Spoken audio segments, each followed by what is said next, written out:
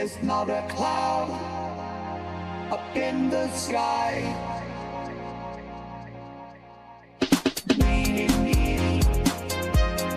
My remote. I can't be late for my own show.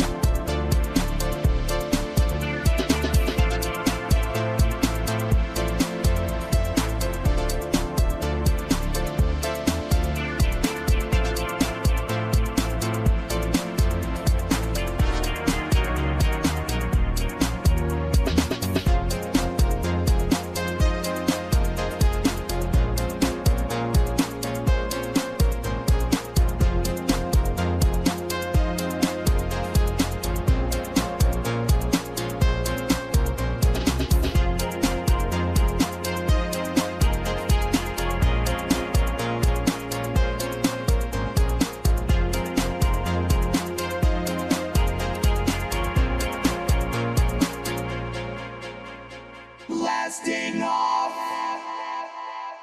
for Mars. Goodbye to the world that was, a new world that's still sublime, our world till the end of time.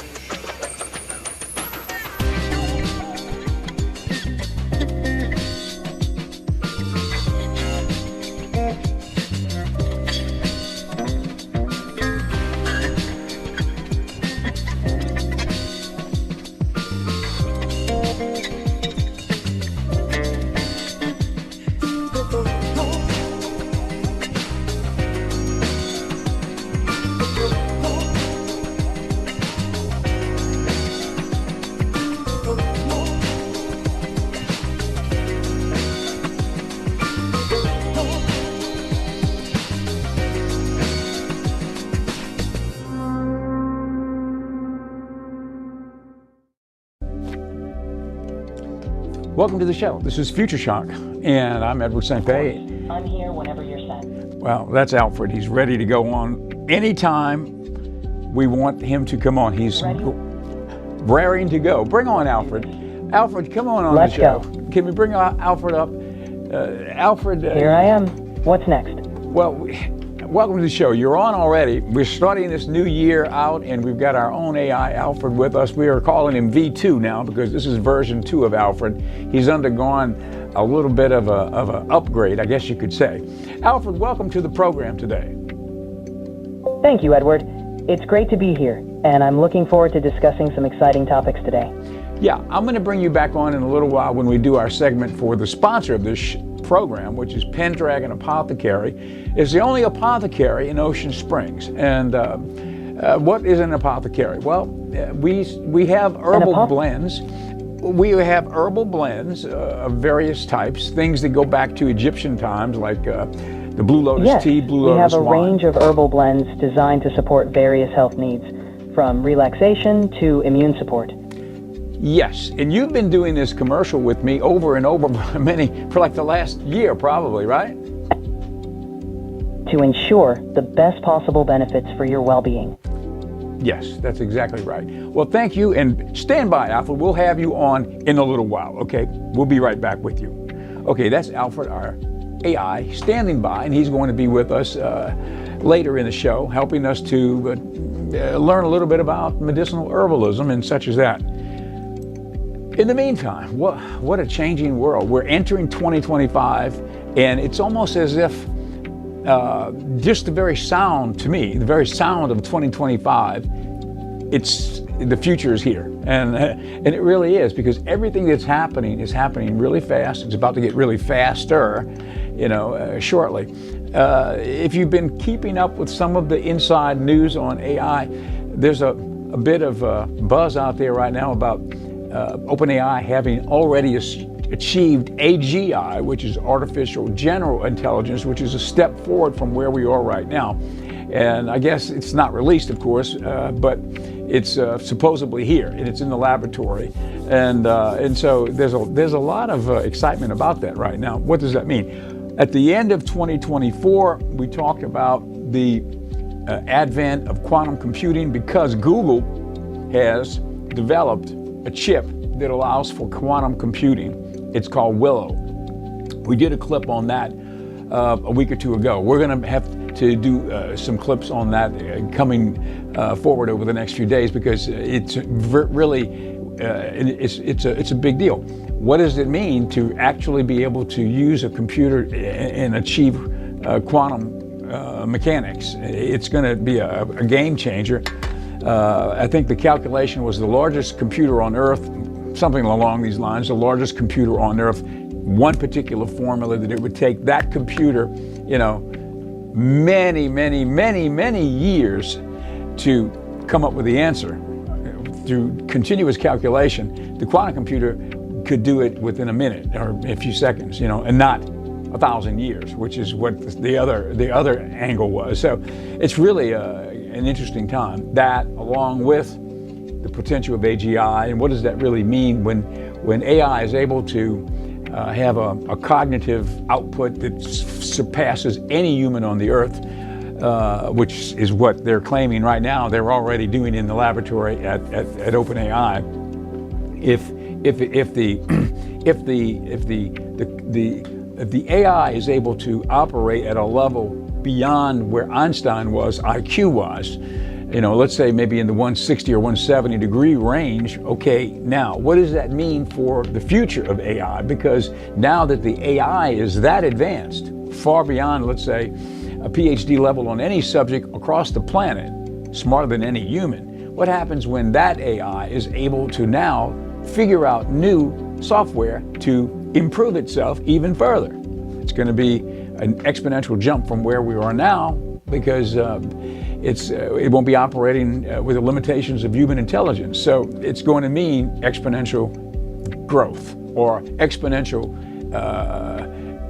intelligence growth across the planet. And I think AI is going to drag the rest of us with it. As it becomes smarter and smarter, we won't be able to, we'll have to become smarter and smarter too. It will allow us to become smarter and smarter. And so, as long as it stays on its tracks, everything's good, and it's, we have to be hopeful.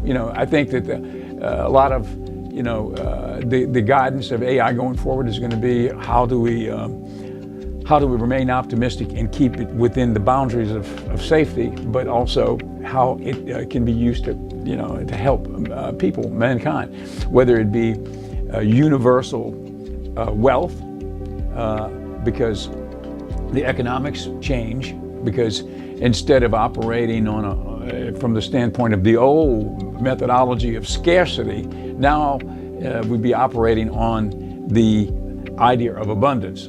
And just like the television sets, 15 years ago, if you got a you know, a 75-inch screen, it was thousands of dollars. Now the 75-inch screen is maybe $500 or whatever it might be. And it's coming down, down, down, down, down. Everything's coming down, down, down. And with AI, it's going to come down, down, down, down, down. Now, when will the actual price be affected by that? When the rest of, you know, the industrial world catches up with the digital world. Because the digital world creates abundance, you know, because things become cheaper, everything flows downwards.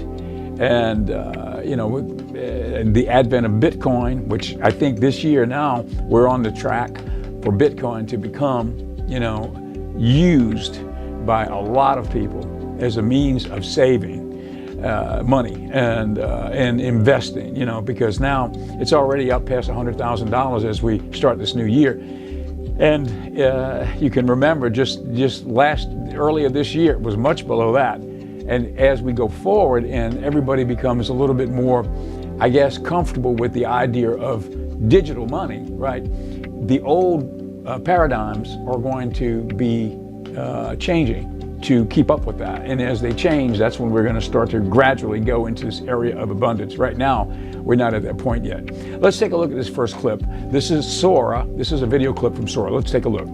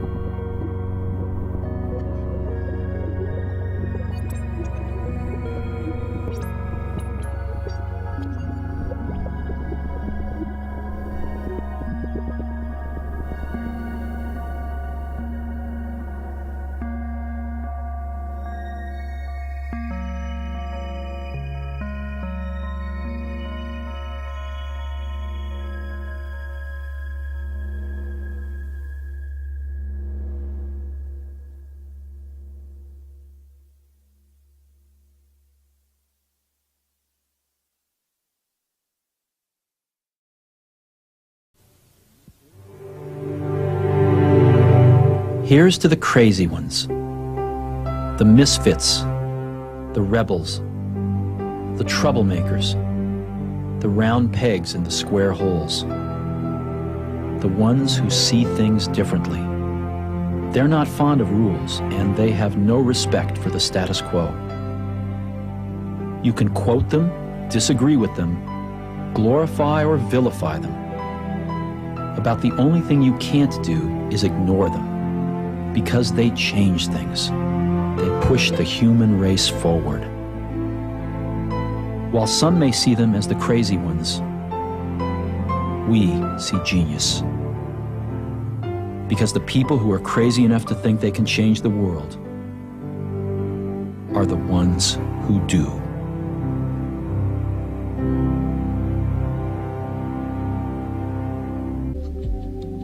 OpenAI, to me, is in that same category with Stephen Jobs. You know, I mean, they have blown out, you know, the reality of what was possible. You know, I think, well, they're the first runners anyway. I mean, there are many others in the game, but OpenAI is here with us. I mean, we're using it every day. That graphic you see behind me, I created that using DALL-E.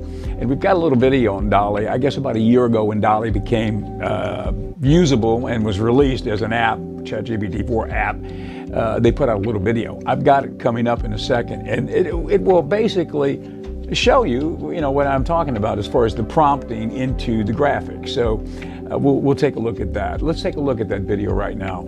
This is DALL-E, a little demo on DALL-E, the prompt to graphic app, which is a part of ChatGPT-4. Let's take a look. Recut is one of the most powerful editing tools in Sora, and it lets me trim down and extend any segment of an existing video. We'd like to show you how it works.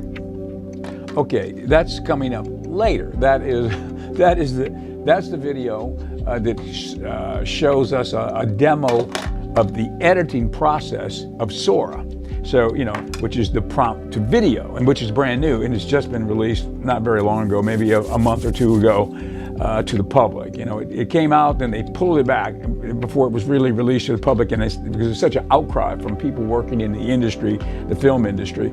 They said, "Oh, you're going to take our jobs," you know, and rightfully so. Everybody should be threatened by that, you know, and so there was a big panic out there for a second. So they pulled it back, they pulled Sora back, and they said, okay, let's give it to the professional community to work with, kind of get at ease with it, and then after, you know, we see what the response is, I guess, then they were going to release it to the public. So they just released it to the public maybe 2 weeks ago, and I tried to get in since I'm already an OpenAI subscriber, ChatGPT, and so I tried to get in, and so I should have been able to get in and start, but it stopped me and said, we can't handle all of the people coming in right now, so wait a while. So it took about a week, but by the time I got in, I joined. I've only used it one time. I've been moving pretty quickly. I haven't had time, but I used it one time and basically came back with a video, which I would say I wasn't really happy with it because it was kind of, it didn't really achieve what I wanted to do with it. But there's an example of how it works. It is fluid and it is organic, and you have to work with it, and you have to tweak it. You have to put the prompts in to the extent and to the specific nature of what you're trying to create to get back what you want. If you do it too general, you're going to get something general back, which is really not what you wanted to create. But anyway, I digress.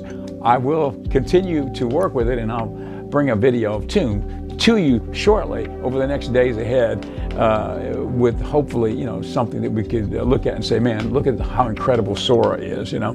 But here's a little clip on the predecessor to Sora, which was the text prompt to the graphic. Okay, I'm hearing that we don't have that one. Okay, that's called DALL-E, and we don't have it. So now that I know that, let's go to the one we were about to show you, which is a video that was created completely through using Sora, prompt to video. And then once you've got that captured, now the system will allow you to edit it.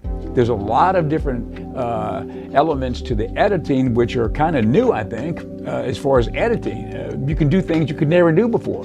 And this is a little example of editing with Sora. Let's take a look. Recut is one of the most powerful editing tools in Sora, and it lets me trim down and extend any segment of an existing video. We'd like to show you how it works. Sora has given me 3 distinct cuts of a robot on a remote hillside. Now, I really love this first second, but once it cuts into a close-up, that's just not what I had in mind. So, I'll use Recut to extend this first part into a new 5-second video. Recut has now taken my existing clip and imported it into a storyboard. I can see and play back my clip in the timeline, or I can take this and trim my clip down to just the segment that I like. Perfect. Now here's the segment I want to extend, and I'll leave the rest of the timeline empty to give Sora the ability to imagine the extension. So let's hit create and see what it makes. Here's the result. Sora has now taken my 1 second of the video and seamlessly extended it into a new 5-second video. So instead of the 3 distinct cuts, I now have one continuous shot of my robot on a remote hillside, where they've always belonged. Okay, so you can see, I mean, there are certain things that weren't even possible before in the editing room that are possible now because everything is manufactured virtually. It's all digital. I mean, so it's really kind of an interesting time to be alive, really, because just like Sora is impacting video, the OpenAI system and ChatGPT 4 is going to be, the artificial intelligence in general is going to be impacting every facet of our life, not just the creating of graphics and video, but every facet of our life, no matter what field we're in. It's a superpower. You know, if I can create that type of imagery and graphic and video and music and everything, the music you hear behind me right now, I created that with Udio. So, and I'm not anything special when it comes to understanding anything about anything. You know, I'm just a normal person, but I'm interested in it, so I'm diving into it. And I think that's the key. Just dive in. Hopefully. If you have any ability to swim at all, just dive in and you will swim and you will learn. And if there's something that's missing, you'll pick it up pretty quickly if you're trying to really to do well in it, you know. So anyway, that's my opinion anyway at this point. So I profess to be a guinea pig, which is in some ways good, in some ways bad, I guess. You can be a guinea pig to the extent where you get yourself into a problem, I guess. If you take the wrong supplement, the wrong herbal blend, you could get sick, I guess, if you're not aware of what you're doing, right? Okay, so, but when it comes to this type of knowledge, I mean, getting in and jumping in and using the technology is the only way to really start to get better at it, and it's out there. And so anyway, it's exciting. Okay, now we showed this the other day, and I want to show it again for anybody that didn't see it. We talk about all this technology, and you look back over the last few years, as things became more digital, and they're becoming more and more digital. Bitcoin, for example, I think this is the year Bitcoin's going to explode. And so my plan is to dive down into understanding Bitcoin in a way that I have not understood it before. So that's just a personal thing for me. I think it's important, though, as a means of money transfer in the future, and money, saving money, and putting your money into something that will increase in value over a period of time, because it's a finite thing.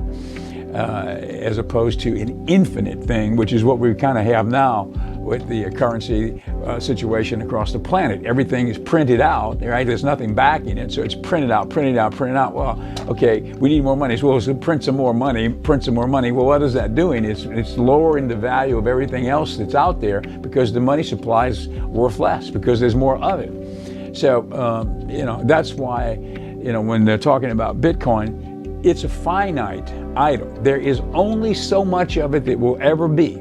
So therefore, like gold, maybe even more finite than gold, really, it's going to hold value in the future. And especially now, as people are becoming more familiar with it and maybe more comfortable with the notion of it. And now with President Trump having talked about it and having someone with knowledge of Bitcoin come into his cabinet, or at least working with him in the area of developing this further for real, instead of just talking about it and we get so many different opinions about Bitcoin. Now with President Trump moving forward in that direction, I think it's going to have an explosive effect on the value of it and the awareness that all of us have about using it as a means of saving money and protecting money, from inflation and such as that.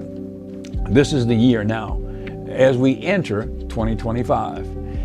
It's the year of the future. It's here. So anyway, with all that being said, this video that I'm referring to that I want to play is the one we played the other day about Stephen Jobs. When you look back over these last years, all the changes that have occurred, if you can really, if you think about it, you know, it was, you know, a lot of what's happening today is the result of the explosion of the phone, right?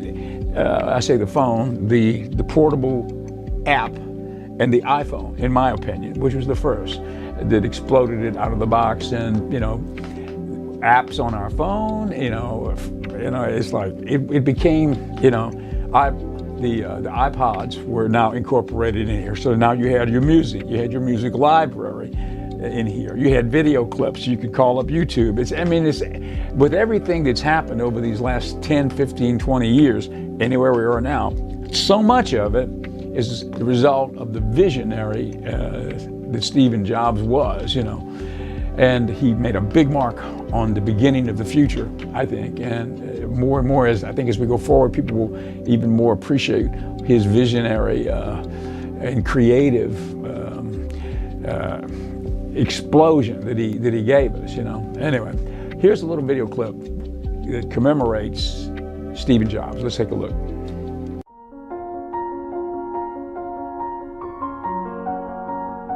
When you grow up, you tend to get told that the world is the way it is, and your life is just to live your life inside the world, try not to bash into the walls too much. But life can be much broader once you discover one simple fact, and that is everything around you that you call life was made up by people that were no smarter than you. And you can change it, you can influence it, you can build your own things that other people can use.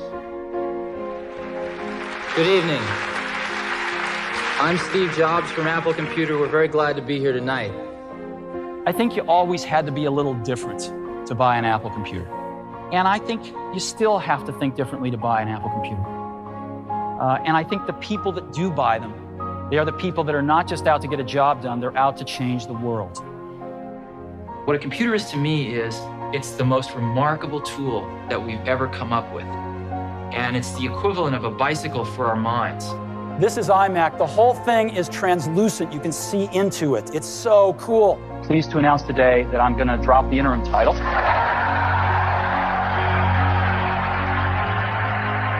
We used to stand at the intersection of technology and humanity, and to make something for people that want to bring this into their lives and use it for things that make them more creative, not just make them more productive. This amazing little device holds 1,000 songs, and it goes right in my pocket. An iPod, a phone, and an internet communicator. An iPod, a phone. Are you getting it? And we are calling it iPhone. We have a chance, if we stay focused and choose wisely, to really continue to impact people's lives in some small way for the better. There's an old Wayne Gretzky quote that I love. I skate to where the puck is going to be, not where it has been. And we've always tried to do that at Apple, since the very, very beginning. And we always will. So thank you very, very much for being part of this.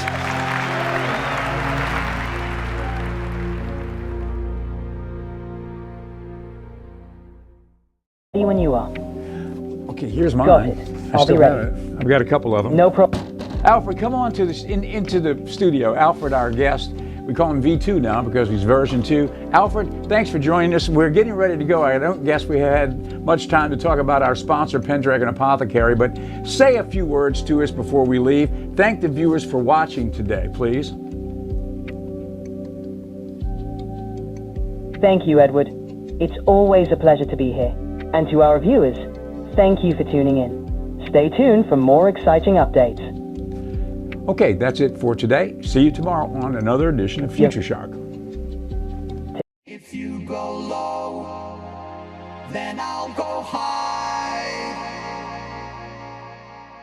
There's not a cloud up in the sky.